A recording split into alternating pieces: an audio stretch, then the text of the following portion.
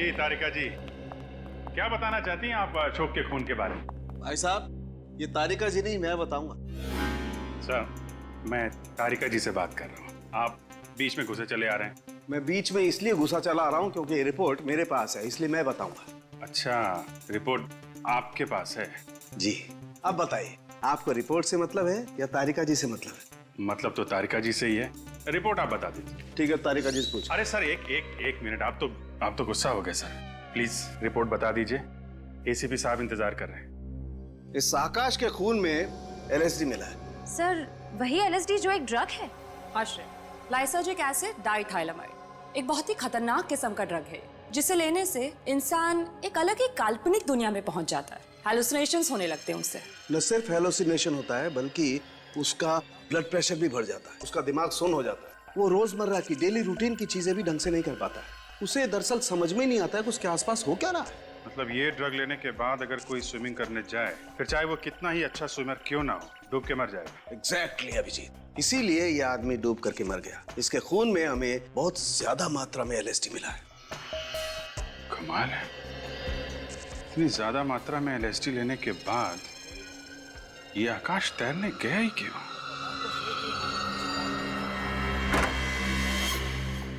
तो समझ में नहीं आ रहा है कि ये लोग नशे के चक्कर में फंस कैसे जाते हैं। 2 पल के नशे के चक्कर में आकाश ने अपनी जिंदगी गंवा दी और अपने परिवार वालों का भविष्य अंधेरे में धकेल दिया सर। फिर भी अभिजीत, मुझे लगता है कि आकाश ने वो ड्रग नहीं लिया था, उसे ड्रग दिया गया था। ड्रग दिया गया था ताकि जब वो स्विमिंग करने जाए तो डूबकर मर जाएगा। सर, ये काम जरूर उसी का होगा जिसने आकाश के मोबाइल पे वो वीडियो भेजा था। विनीत, क्या पता चला एमएमएस के बारे में? सर, निखिल गया है मोबाइल कंपनी पता करने के लिए। अभिजीत, मुझे तो लगता है जिसने भी आकाश को ये एमएमएस भेजा ना, वो ना सिर्फ उसे डराना चाहता था बल्कि ये बताना चाहता था कि आकाश देख, मैं तेरे साथ ये करूंगा। और फिर वैसे ही किया, उसे डुबो के मार दिया। हाँ निखिल, उस नंबर का पता चल गया? किसका नंबर है वो? ओके सर, उस नंबर का पता चल गया जिससे आकाश को वो एमएमएस भेजा गया था। किसका नंबर है वो?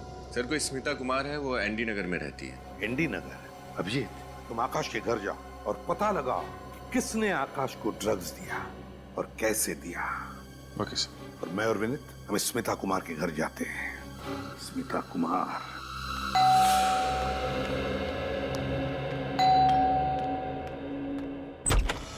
साहब, आप लोग?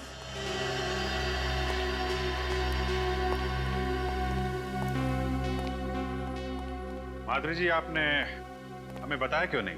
आपके हस्बैंड ड्रग्स लेते थे, एलएसडी। आकाश ड्रग्स लेते थे? आप तो ऐसे चौंक रही हैं जैसे आपको इसके बारे में कुछ पता ही नहीं। क्या कह रहे हैं सर? आकाश तो सिगरेट और शराब के नाम से भी नफरत करते थे, और आप लोग कह रहे हैं कि आकाश ड्रग्स लेते थे? सचिन, पंकज, चेक करो घर। देखिए सर, देखिए, हम सिर्फ वही कह रहे हैं जो हमें फोरेंसिक रिपोर्ट ने बताया है। एलएसडी वजह है आपके पति के पानी में डूब के मरने की, वरना इतने एक्सपर्ट स्विमर थे आपके हस्बैंड, बिना किसी वजह के स्विमिंग पूल में तो डूब नहीं सकते।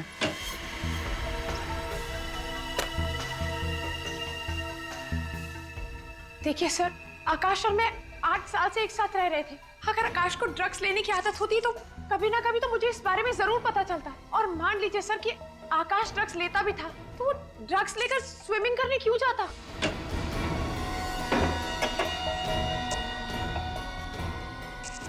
तो आप ये कहना चाहती हैं कि किसी और ने आकाश को ड्रग्स दी, शायद खाने पीने की चीजें मिला के, धोखे से? ऐसा हो सकता है सर, पर ऐसा कौन करेगा? जहाँ तक मुझे पता है सर, आकाश की किसी से भी कोई दुश्मनी नहीं थी। दुश्मनी तो थी माधुरी जी, वरना कोई धमकी भरा एमएमएस क्यों भेजता आकाश को?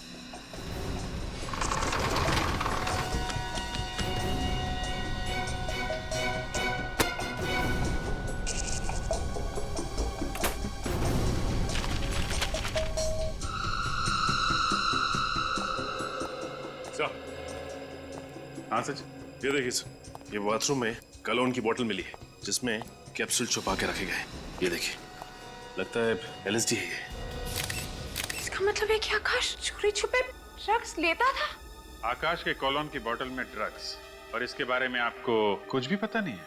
आप मुझ पे शक कर रहे हैं? ये ड्रग कैसे आई? ये तो डॉक्टर सुरेश को पता होगा। डॉक्टर सुरेश? हाँ सर, आकाश को जब भी कोई प्रॉब्लम होती थी तो वो उन्हीं के पास जाता था। डॉक्टर सुरेश,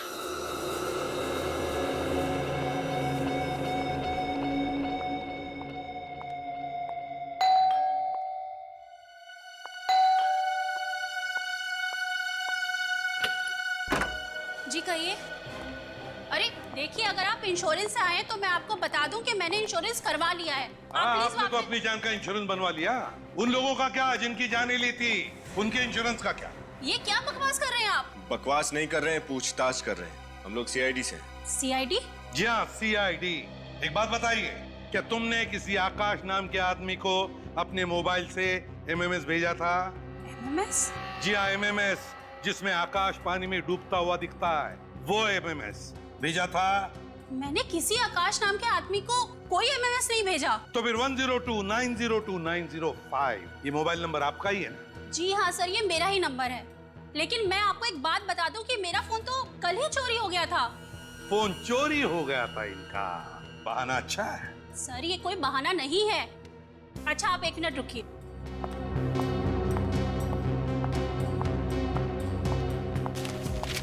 ये देखिए सर, मैंने अपने फोन के चोरी होने की रिपोर्ट भी लिखवाई थी। कहाँ चोरी हुआ था आपका मोबाइल? सर आकांक्षा मॉल के पार्किंग लॉट से। अगर आपका फोन चोरी हो गया था तो आपने मोबाइल कंपनी से कहकर अपना सिम ब्लॉक क्यों नहीं करवाया? मैंने उनको सिम ब्लॉक करने के लिए बोला था, लेकिन पता नहीं उन्हें इतना टाइम क्यों लगा। पता नहीं इतना टाइम क्यों लग गया, क्या करेगी बेचारी। खैर जरा बताइए, आपका ये मोबाइल चोरी हुआ कैसे, जरा हम भी तो सुने।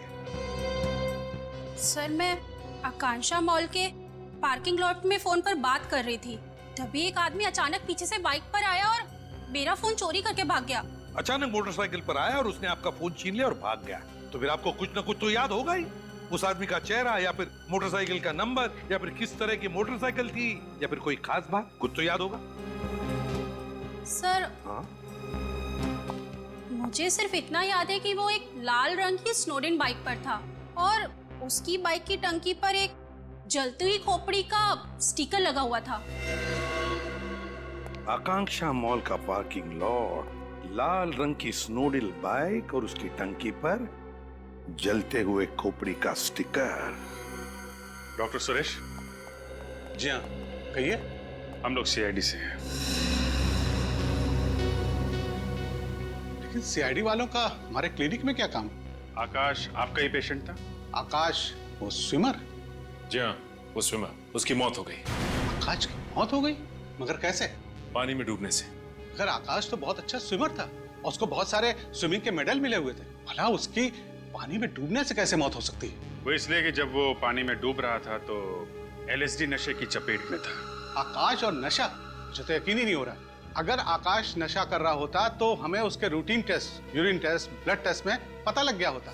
आकाश ने कभी भी किसी प्रकार का कोई नशा नहीं किया है। अच्छा, आकाश के घर से हमें ये कैप्सूल मिले। ये कैप्सूल तो मैंने ही उसे दिए थे। आपने? तो ये कैप्सूल एलएसडी के नहीं है? लेकिन एक मिनट, ये बिल्कुल वैसे ही कैप्सूल हैं जो मैंने आकाश को दिए थे। मतलब ये एलएसडी की कैप्सूल है? ये एलएसडी का कैप्सूल है। मगर आपने किस लिए कैप्सूल दिए थे आकाश को? क्या बीमारी थी उसे? आकाश को बाइपोलर डिसऑर्डर था। बाइपोलर डिसऑर्डर था उसे? जी, आप लोगों को तो मालूम होगा, इस बीमारी में मरीजों को बहुत सारे मूड स्विंग होते हैं। मूड स्विंग्स मतलब वो अचानक से हंसने लग जाते हैं और फिर अचानक से रोने लग जाते हैं? हाँ, कुछ ऐसा ही। जब वो उदास होते हैं तो डिप्रेशन में चले जाते हैं और जब खुश होते हैं तो इतना खुश हो जाते हैं कि खुशी से फूले नहीं समाते। इसीलिए आकाश के मूड को काबू में रखने के लिए हमने वो वाले मूड स्टेबलाइजर के कैप्सूल दिए थे। और किसी ने उन कैप्सूल्स की जगह ये एलएसडी वाले कैप्सूल्स रख दिए। और ये काम आकाश के कोई करीबी ही कर सकता है, और उसके सबसे करीब उसकी बीवी माधुरी है।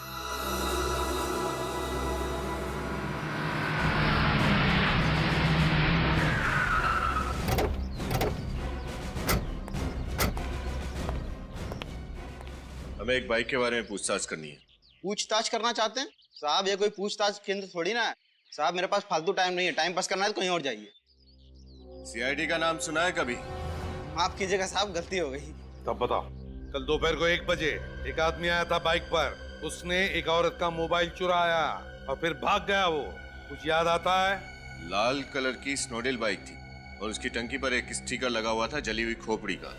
हाँ साहब, याद आया साहब, मैंने मेम साहब के साथ उस बाइक वाले का पीछा करने की कोशिश की थी, लेकिन साहब वो भाग निकला। उस आदमी का चेहरा देखा तुमने? कुछ याद है उसके बारे में? साहब उसने हेलमेट पहन रखी थी, इसलिए मैं चेहरा नहीं देख पाया। उसे गाड़ी का नंबर तो नोट करके रखा होगा? हाँ साहब, नंबर है। बताओ जल्दी। कल दोपहर को 1 बजे। साहब ये रहा, ये ATZ BT 0197। ATZ BT 0197। RTO को फोन करो, उनसे कहो यहाँ पर भी एक बाइक दिखे या मिले तो तुरंत हमें इन्फॉर्म करने के लिए। सर आप पहले भी तो घर की तलाशी ले चुके हैं, दोबारा क्यों लेनी है तलाशी? माधुरी जी, आपको मालूम था कि आकाश को बाइपोलर डिसऑर्डर की बीमारी थी? आकाश को बाइपोलर डिसऑर्डर था? जी हाँ, डॉक्टर सुरेश ने हमें सब कुछ बता दिया है। मगर सर, अगर आकाश को बाइपोलर डिसऑर्डर था तो उसने मुझे बताया क्यों नहीं, छुपाया क्यों मुझसे? पीछे चिपका रहेगा क्या? जरा वहां जा। ताज्जुब तो हमें भी हो रहा है कि आपको ये बात पता कैसे नहीं है। कोई पति अपनी पत्नी को इतनी बड़ी बीमारी की बात क्यों नहीं बताएगा?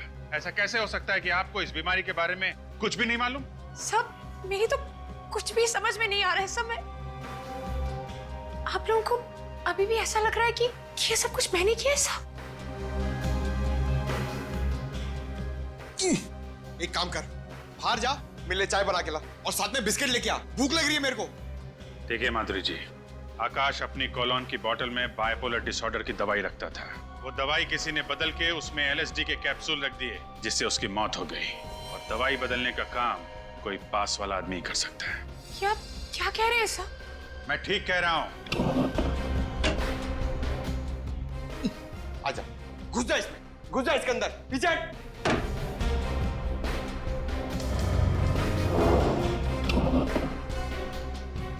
मैं आकाश को क्यों मारूंगी? मैं तो बहुत प्यार करती थी उससे, और अब यकीन माने या ना माने, मैं अपने आप को अभी भी समझा नहीं पा रही हूँ कि आकाश इस दुनिया में नहीं रहा। सर, सर जरा जल्दी यहाँ पे आइए।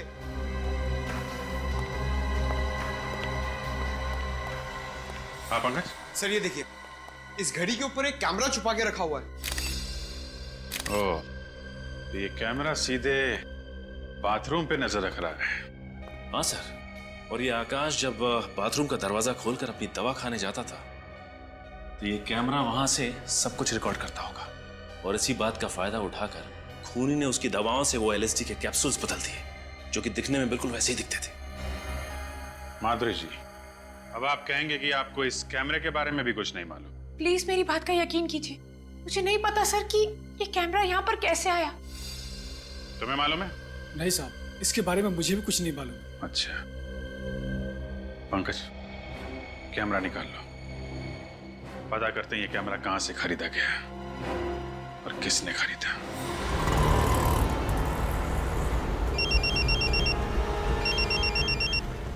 हाँ हेलो निशान, बाइक मिल गई? कहाँ पर? त्रिपोलिया बाजार। ठीक है, हम अभी आते हैं। अच्छा लेकिन हम तुम्हें पहचानेंगे कैसे? पिस्ता कलर का शर्ट पहना है तुमने और डार्क पैंट। ओके विनीत, गाड़ी घुमा लो आप।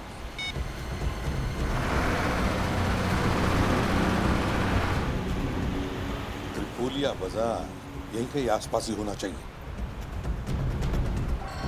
सर, यही है त्रिपोलिया बाजार। नजर रखना जरा, पिस्ता कलर का शर्ट पहना हुआ है उस निशान पर। कहीं वो तो नहीं? वो देखो आगे जाके यूटर्न मार।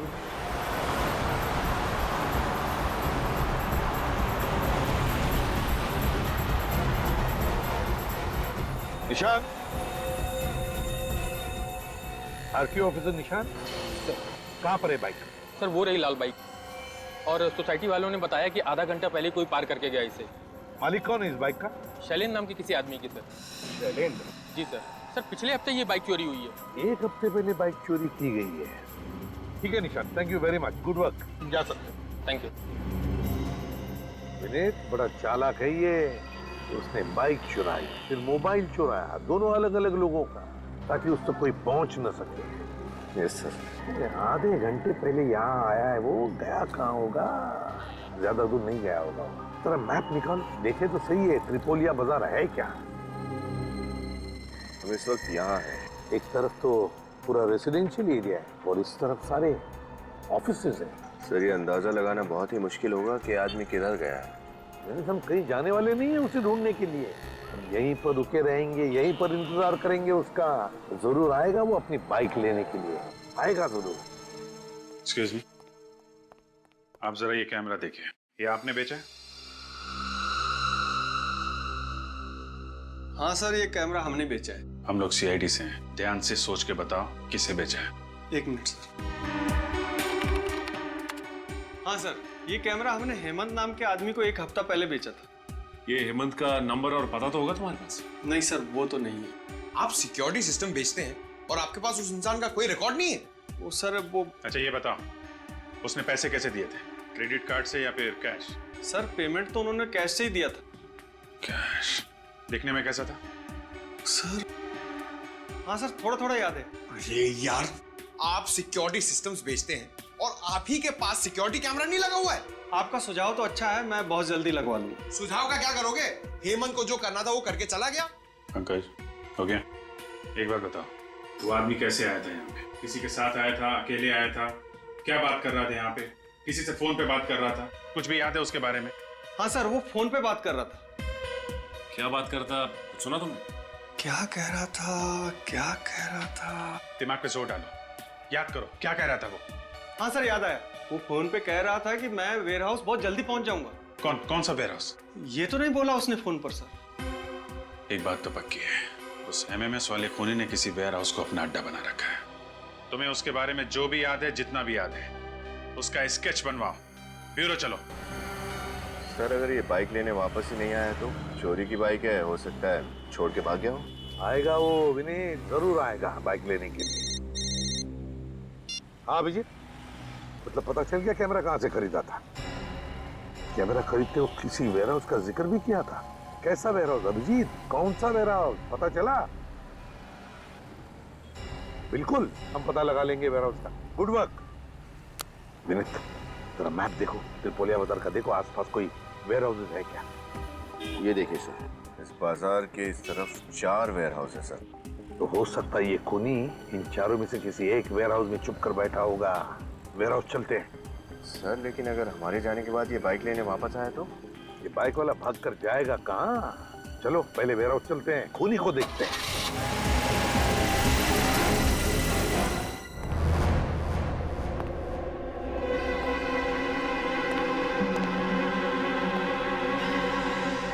पहले 3 वेयर हाउसेस में तो कोई गड़बड़ नहीं थी। पता नहीं क्यों मुझे ऐसे लगता है कि खूनी इसी वेयर हाउस में मिलेगा। चौकन्ना रहना।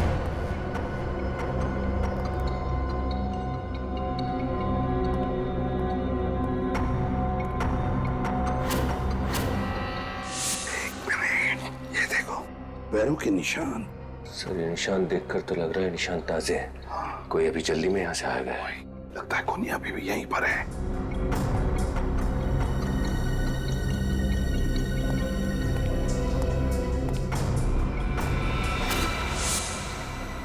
लैपटॉप, और फिर यहाँ पर कोई भी नहीं। ये भाग तो नहीं गया? लैपटॉप खोलो और देखो, देखो क्या है लैपटॉप पर।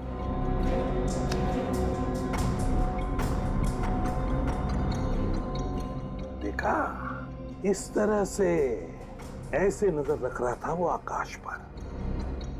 ये कैमरा कहाँ पे लगा है? ये कैमरा तो लिफ्ट में लगा हुआ है। लेकिन आकाश की बिल्डिंग में तो लिफ्ट थी नहीं। तो फिर ये जगह कौन सी है? किस बिल्डिंग की लिफ्ट है ये? सर हो सकता है आकाश शायद इस बिल्डिंग में आता जाता था। या तो ऐसा भी हो सकता है कि आकाश के अलावा वो किसी और पर भी नजर रख रहा था और शायद उसका खून करना चाहता है, और वो जो भी है इस बिल्डिंग में रहता है। कौन सी जगह हो सकती है? ये देखो विनीत, लिफ्ट खुल गई। देखो लिफ्ट के सामने बोर्ड लगा हुआ है, आनंद मोहन हाउसिंग सोसाइटी। इसका मतलब ये आदमी आनंद मोहन सोसाइटी में रहता है। आनंद मोहन सोसाइटी।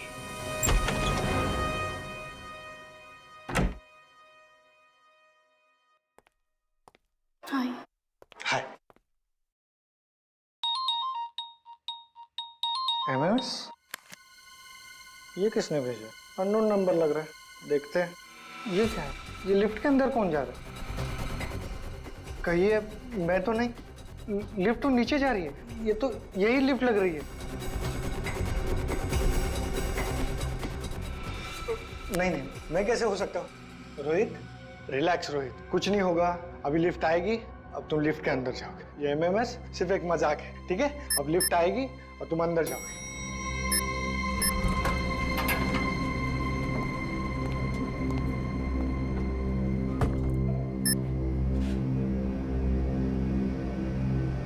मैं तो खामखा डर रहा था, कुछ नहीं हुआ। ये क्या हो रहा है? बताओ। ये तो वैसे हो रहा है जैसे कुछ एमएमएस को दिखा था। बताओ, कोई है? कोई है? लिफ्ट चला। बताओ, कोई है? लिफ्ट चला।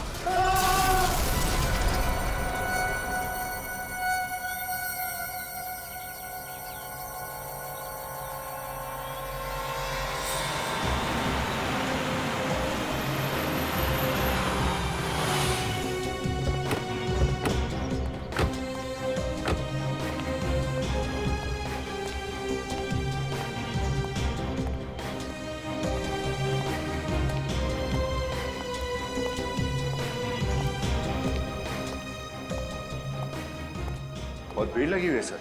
चलिए चलिए प्लीज हटिए पीछे। क्या हुआ? माय गॉड, ये हुआ कैसे? सर पता नहीं, लिफ्ट नीचे गिर गई और ये आदमी बेचारा मर गया। अचानक ये लिफ्ट नीचे गिर गई? Yes sir. और ये आदमी लिफ्ट के अंदर ही था और मर गया? जी हाँ। कुछ तो गड़बड़ है विनीत, कुछ तो गड़बड़ है। एक काम करो, पूरी मशीनरी, पूरा केबल वगैरह चेक करो अच्छी तरह से लिफ्ट का। देखो किसी ने कुछ हरकत की है क्या। एक बात बताओ, किसी ने भी लाश को हाथ तो नहीं लगाया?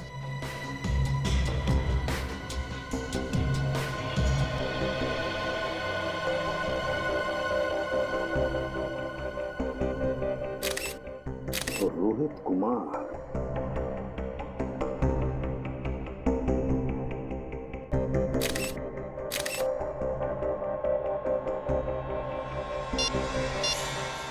माय गॉड, वैसा ही धमकी भरा एमएमएस जैसा आकाश को भेजा था। क्या मेरा?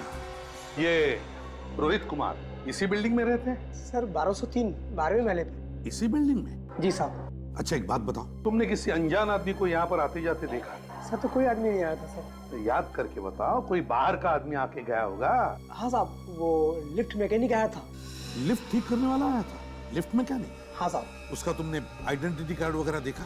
कंपनी का कार्ड था उसके पास? हाँ चेक किया था, आईडी बराबर था। क्या नाम है उसका? ऋतिकेश नाम था।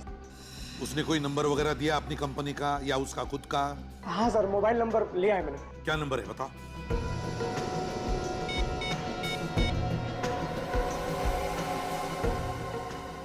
डैम इट, फोन उठा नहीं रहा है। जरूर गलत नंबर दिया होगा। सर। हाँ सर, ये लिफ्ट अपने आप नीचे नहीं गिरी, इसके साथ छेड़खानी हुई है। यही शक था मुझे। लिफ्ट मैकेनिक बनकर आया था।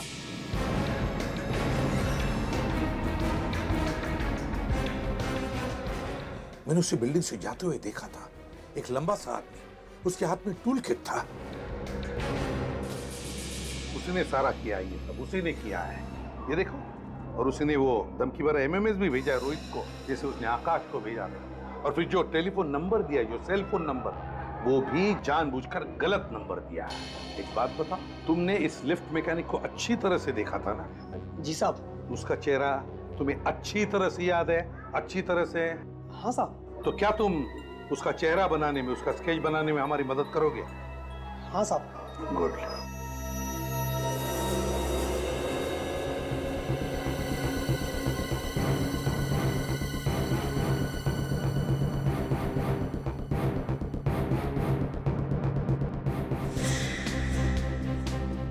स्केच तैयार हुआ? सर एक लगभग रेडी है, दूसरा तैयार हो रहा है। एक बार दोनों स्केच बन जाए सर, पता चल जाएगा ये दोनों खून आपस में जुड़े हुए हैं या नहीं। है, कनेक्शन है। पहले रोहित और आकाश को एमएमएस भेजा गया, फिर एमएमएस देखने के बाद इन दोनों का खून किया गया। आकाश को पानी में डुबो के मारा गया और रोहित को लिफ्ट में। दोनों के खून में कोई ना कोई संबंध जरूर है। रोहित और आकाश के बारे में पता लगाना चाहिए। सर श्रेया लगी हुई है, बस डिटेल्स लेके आने वाली है। सर हाँ दोनों स्केच तैयार हो गए सर। सर ये स्केच इन्होंने बनवाया और ये स्केच इन्होंने बनवाया। अभिजीत, क्या लगता है तुम्हें इन स्केचेस को देखकर?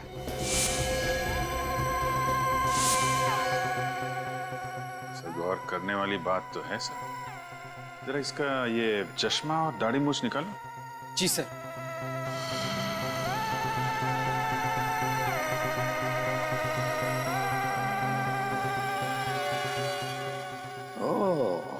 तो ये बात है कि दो अलग अलग आदमी नहीं बल्कि एक ही आदमी है, और इसी आदमी ने वो दो खून किए हैं। विनीत, हमारे क्रिमिनल रिकॉर्ड्स में देखो देखो, कुछ पता चलता है कि इस आदमी के बारे में। आप लोग भी जा सकते हैं। Thank you very much. जी सर।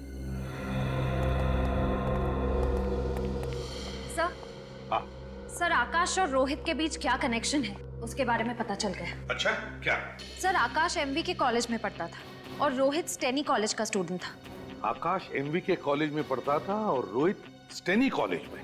Yes sir. सर 2005 में इन दोनों कॉलेजेस ने अपने थर्ड ईयर स्टूडेंट्स को शिमला भेजा था एक समर कैंप के लिए। आकाश और रोहित दोनों इस समर कैंप में गए थे। Shimla summer camp 2005। ये चक्कर है सर, इस मौत की कहानी का पहला पन्ना समर कैंप में लिखा गया था, शिमला में।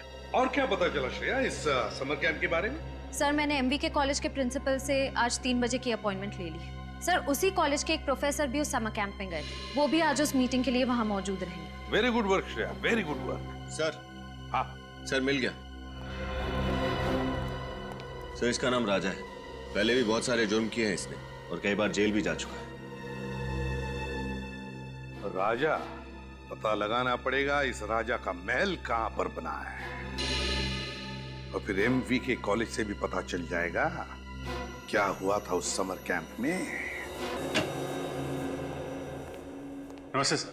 आइए आइए, मैं आप लोगों का इंतजार कर रहा था। और ये है यहाँ के प्रोफेसर जिसे आप मिलना चाहते हो। नमस्ते सर। नमस्ते। तो आप ही इन बच्चों को 2005 में शिमला के समर कैंप लेके गए थे? जी। ओके।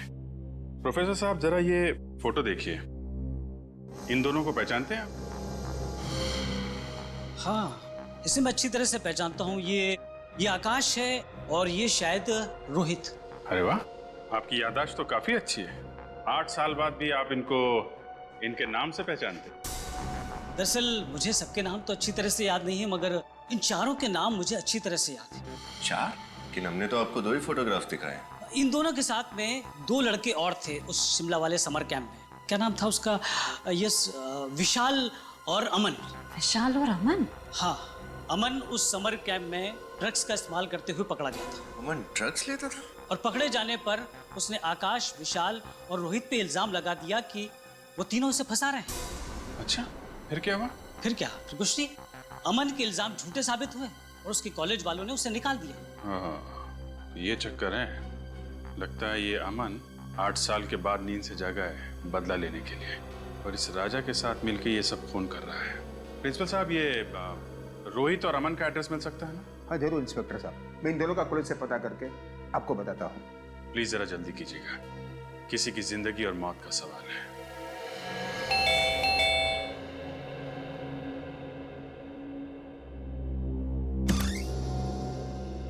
जी कहिए, किससे मिलना है आपको?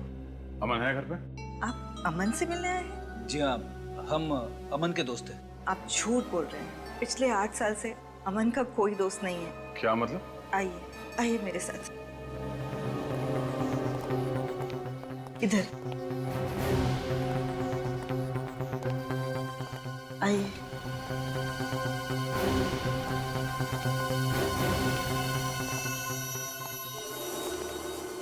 ये है अमन।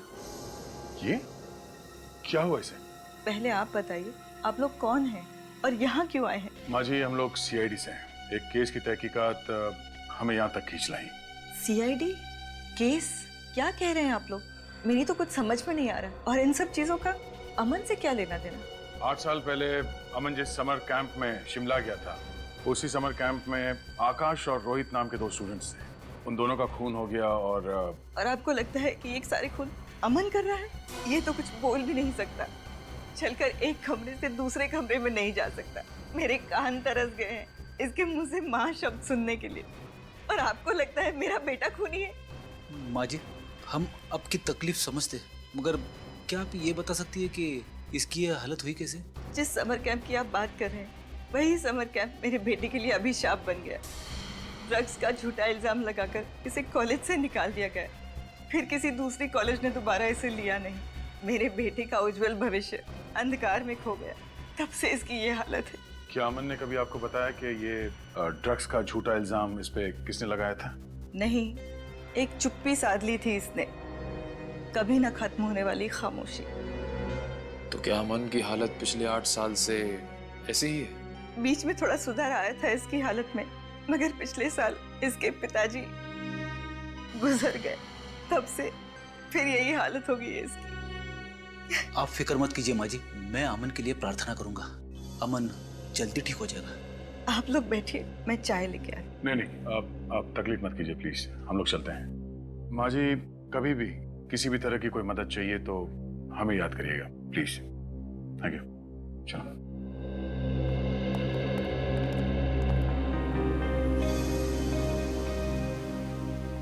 सर, अमन इस हालत में है ही नहीं कि वो किसी का खून कर सके। इसका मतलब कोई ऐसा इंसान है जो अमन की इस हालत का बदला लेना चाहता है। हाँ फ्रेडी, जरूर आकाश, रोहित और विशाल ने अमन को फंसाया होगा। इस खूनी का अगला शिकार विशाल ही होगा। पंकज, बिल बजा। बजा।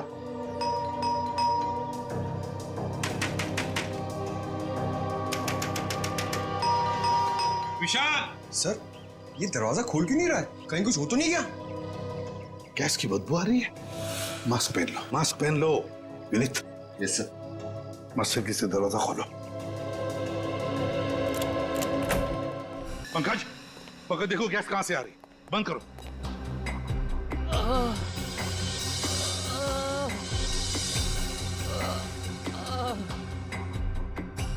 विनीत, किसी के कराने की आवाज आ रही है, शायद उस तरफ से।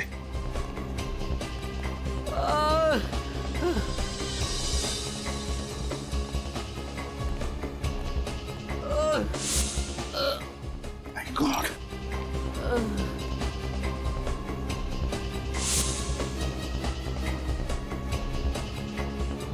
तुम विशाल हो ना? सर विशाल। विशाल? विशाल क्या हुआ? सर, इसे बचा लो सर।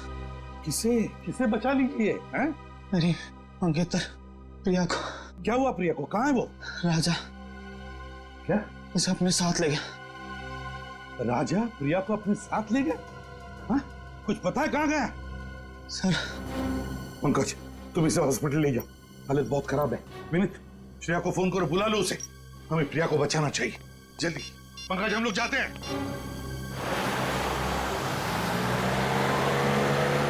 वो देखो, वहां कोई है।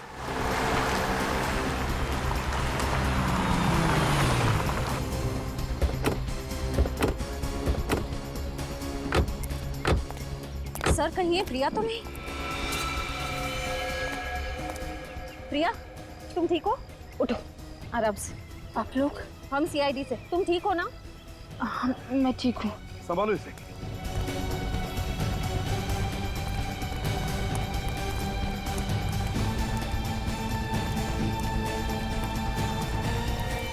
देखो देखो, जिंदा है क्या? सर, ये तो राजा है। राजा? ये तो मर चुका है सर। समझ में नहीं आता। गाड़ी यहाँ पर क्रैश हुई है, राजा यहाँ मरा पड़ा है, वो प्रिया वहां पर है। ये सब हुआ कैसे होगा? पता नहीं क्यों मुझे लगता है सारा सच सामने नहीं आ रहा है। कुछ तो गड़बड़ है। गाड़ी को चेक करते हैं अच्छी तरह। देखो जरा। उठ सकोगी? हाँ, संभल के देखो कुछ गाड़ी में प्रॉब्लम है क्या, अच्छी तरह से देखो।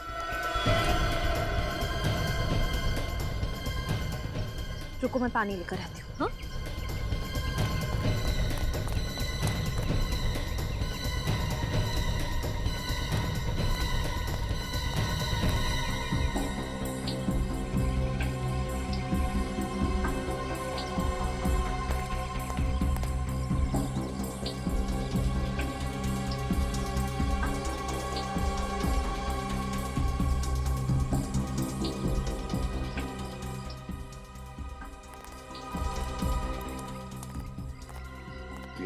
अब कैसी हो? मैं बिल्कुल ठीक हूँ सर। आप लोगों ने मेरी जान बचाई, इसका एहसान मैं जिंदगी भर नहीं भूल पाऊंगी। अरे नहीं, लेकिन ये सब हुआ कैसे? हाँ, मैं और विशाल घर पर टीवी देख रहे थे, तभी अचानक घंटी बजी। मैंने दरवाजा खोला तो ये जबरदस्ती घर के अंदर घुसाया, विशाल को मारने लगा, कहने लगा कि कोई पुराना कर्म है जिसकी सजा इसे चुकानी ही होगी। फिर क्या हुआ? फिर विशाल को अधमरा करके किचन की ओर चला गया गैस ऑन करने के लिए। फिर मुझे जबरदस्ती अपने साथ ले जाने लगा, कह रहा था कि मेरे साथ क्या करना है इसका फैसला उसका बॉस ही करेगा। बॉस? मतलब राजा का कोई बॉस भी है? हाँ सर, मैं बहुत रोई, बहुत चिल्लाई, अपने आप को बचाने की मैंने बहुत कोशिश की, लेकिन ये जबरदस्ती मुझे अपने साथ ले आया। मगर एक बात समझ में नहीं आई कि ये एक्सीडेंट कैसे हुआ? मैंने भी हार नहीं मानी सर। ये ड्राइविंग सीट पर बैठा था, मैंने स्टीयरिंग व्हील इस बड़े से पत्थर की तरफ घुमा दिया, मैं गाड़ी से कूद गई, गाड़ी इस पत्थर से जा टकराई और शायद तभी इसकी मौत भी हो गई। मतलब राजा ड्राइविंग कर रहा था, फिर प्रिया ने पूरी स्टीयरिंग व्हील ऐसे घुमा दी और गाड़ी को क्रैश कर दिया। सर राजा तो मर गया, अब उसके बॉस तक कैसे पहुंचेंगे हम? बॉस तो मिल गया विनीत, बॉस तो सामने ही है। बॉस सामने है? मतलब बॉस सामने है, सामने। विनीत सर, ये दोनों सीट देखो। ये सीट तो बहुत आगे है। हाँ, ड्राइवर की सीट बहुत ही आगे है, इसका मतलब समझ गए? विनीत, ये राजा कम से कम 6.25 फीट का आदमी है। क्या वो ड्राइविंग सीट इतनी आगे लेकर वो ड्राइविंग सीट पे बैठ सकता है, ड्राइविंग कर सकता है? ये बात तो है सर। समझ गए? समझ गया सर। आप लोग मुझ पर इल्जाम लगा रहे हैं, मैं भला विशाल पर हमला क्यों करवाऊंगी? बताता हूँ। राजा से आकाश और रोहित का खून करवाया, मगर विशाल बच गया, और अब तुमने राजा को ही मार डाला ताकि तुम तक कोई भी पहुंच ना सके, समझे? रुक! कहाँ भाग रही हो? सबको एमएमएस भेजने का बड़ा शौक है ना तुम्हें? ये रहा तुम्हारा इनाम।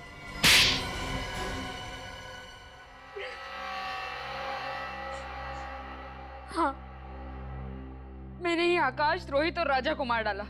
विशाल को भी मार डालते अगर आप लोग उसे बचा न लेते तो।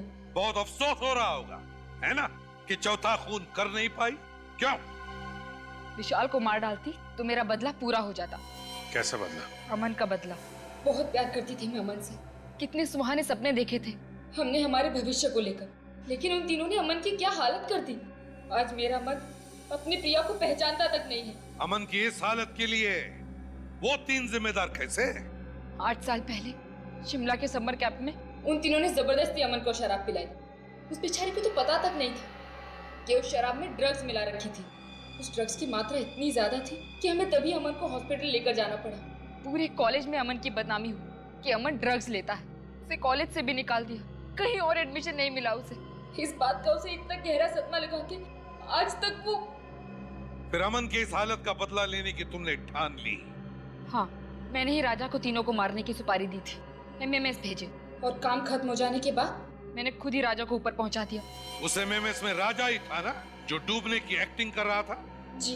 अमन के साथ जो कुछ हुआ वाकई बहुत बुरा हुआ, इसका अफसोस है हमें, लेकिन जुर्म की आग को बदले की आग नहीं बुझा सकती। 3 खून किए तुमने, और खूनियों की मंजिल एक ही है, फांसी का फंदा।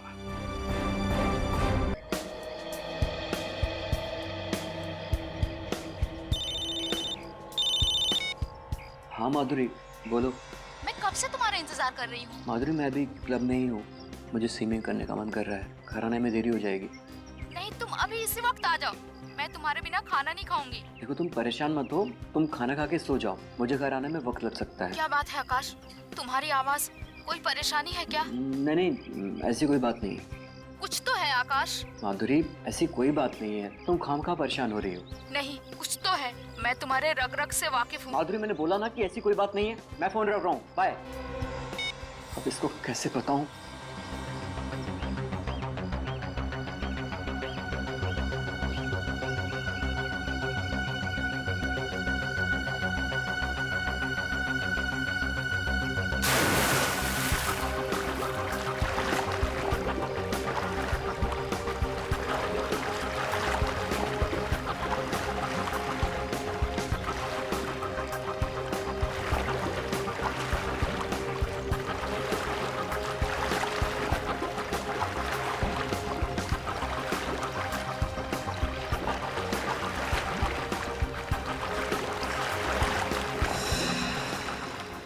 क्या हो रहा है? मेरे हाथ पे काम क्यों नहीं कर रहे? कोई है? बताओ मुझे। कोई है? बताओ मुझे।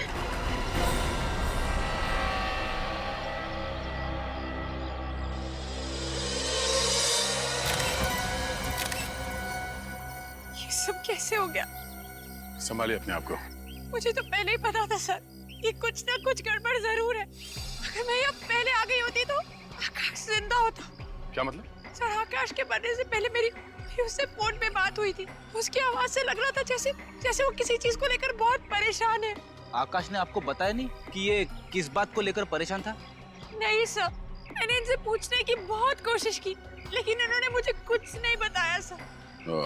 और सर, सबसे अजीब बात तो ये है कि आकाश कोई मामूली स्विमर नहीं था, स्टेट लेवल का स्विमर था। क्या?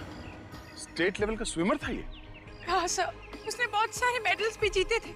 सर, इसीलिए उनके आसपास कोई गार्ड नहीं था। तो सर फिर इस आकाश की मौत हुई कैसे? मैं भी वही सोच रहा हूँ।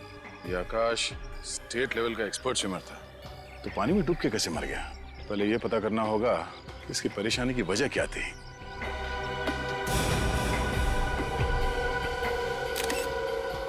मोबाइल किसका? ये तो आकाश का ही फोन है। निखिल, तो देखते हैं इसके मोबाइल से कुछ पता चलता है क्या।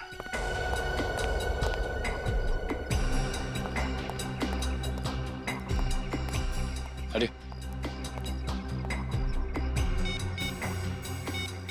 आज एक एमएमएस आया है। एमएमएस? सर, किसका है? किसी अननोन नंबर से एमएमएस आया है, देखते हैं।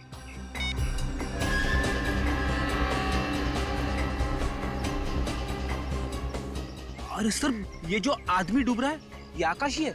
हाँ सर, अगर आकाश की परेशानी की वजह ये एमएमएस है, तो जिस वक्त उसे ये एमएमएस मिला उस वक्त तो ये जिंदा था। फिर ये एमएमएस शूट कैसे हुआ होगा? ये चेहरा आकाश का दिख तो रहा है, और मुझे लगता है ये आकाश है नहीं। आकाश नहीं है? क्या मतलब? मतलब ये है कि ये धर किसी और का है और इस पे सर आकाश का चिपकाया गया है। ऐसा हो सकता है? बिल्कुल हो सकता है फ्रेडी। आजकल टेक्नोलॉजी की मदद से क्या क्या हो सकता है तुम सोच भी नहीं सकते। एक काम करो, पता करो ये नंबर किसका है।